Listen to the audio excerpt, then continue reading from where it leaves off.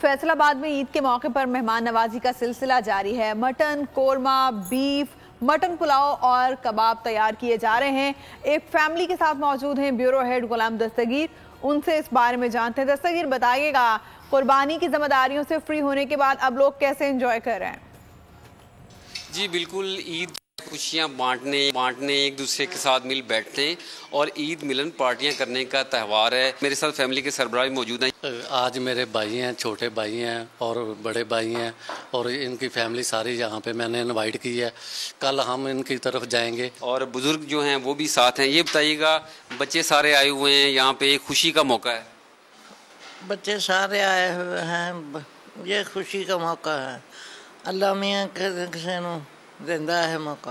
ہم سب بہن بھائی جمع ہیں، بہت انجوائے کیا، کل بھی بہت انجوائے کیا، آج بھی انشاءاللہ اللہ خیر رکھے۔ ہم سب بہن بھائی بہانے سے اکٹھے ہوتے ہیں۔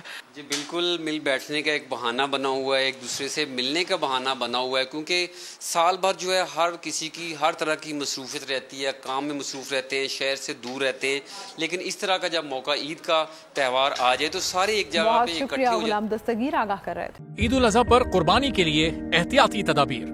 قربانی کرتے وقت صفائی ستھرائی کا خاص خیال رکھیں۔ تجربہ کار شخص سے جانور ذبح کروائیں۔ جانور کو احتیاط کے ساتھ زمین پر گرائیں۔ جانور ذبح کرتے وقت اپنے آپ کو زخم لگنے سے بچائیں۔ قربانی کرتے وقت تمام اسلامی اصولوں کو ملحوظ خاطر رکھیں۔ قربانی کے بعد خون پر چونا ڈالیں۔ قربانی کے علائشوں اور باقیات کو کھلی جگہ پر نہ ڈالیں۔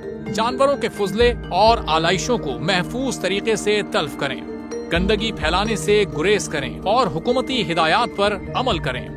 احتیاط اور صفائی سب سے اہم ہے۔ اپنے ملک کو صاف رکھیں اور پاکستان کو بدلیں بول کے ساتھ۔ بول کی صفائی مہم کا حصہ بننے کے لیے ابھی اس نمبر پر رابطہ کریں 0337 0310 377 تاکہ بول آپ کی شکایات متعلقہ اداروں تک پہنچا سکے۔